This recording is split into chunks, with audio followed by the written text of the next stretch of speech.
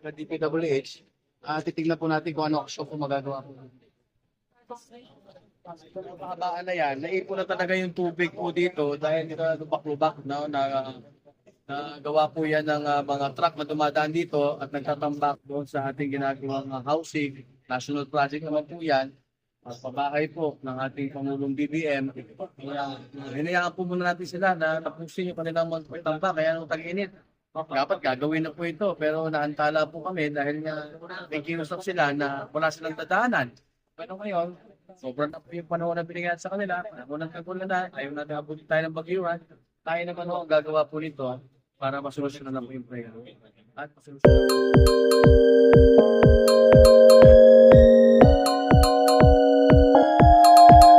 Yung dumadaan po, hindi na siya mataas na ba? Ngayon, ayusin po yung mga lubang-lubak na yan. Kasama natin ang kalsadang ito para masolve na po yung matagal na problema rito ng batas. Ayusin po natin yung kanal at drainage. Sana po, hopefully, ay maayos na po ito. Konting tiis lang po, habang ginagawa ito, siyempre, magkakaroon tayo ng trapiko na naman dito. Bawal pa dumaan na ito habang gagawin ito. Kaya, konting pasensya po.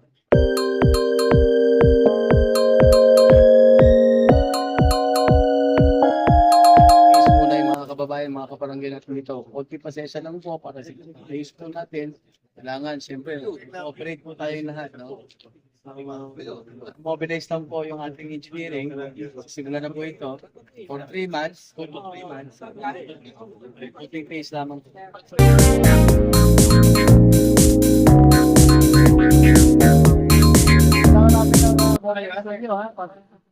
Kasi lagi nilireklamo na. Nakapagreklamo. Kaya hindi natin pagawa ito dahil hindi natangalan nito. Okay na yun. So, sa yung oras na ito. Tagulan na. Kung summer, hindi natin nila kasi fast pa daw yung gagawa project, di ba? Ngayon, magtagulan na. Siyempre, hindi naman kailangan na. Bigyan mo nga ba pagawad? Kasi nung tagulan, mapagawa natin sana ito. Kaya na, sabi nila, nagbigyan natin sila. Ngayon, tagulan na, dapat tayo naman ikot na muna kayo. Kasi hindi po natin mapagawa ito nung panahon ng tag-init. Gawa ng pinamadali din po yung ating housing project. Kaya pinibigyan natin ng DPWH na dumaan dito yung mga truck. Kaya hindi mo natin pinagawa. Pero ngayon, tagulan na, syempre, tayo naman magpagawa po nito.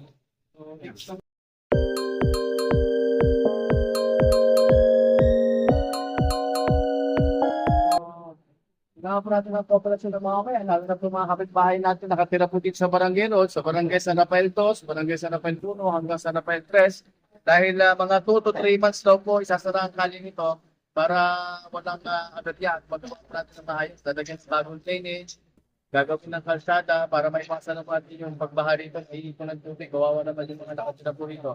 Pero 2 to 3 months, siyempre bawal daanan. Pasensya na po muna, konting tiis para sa gagaganda po ng ating lugar.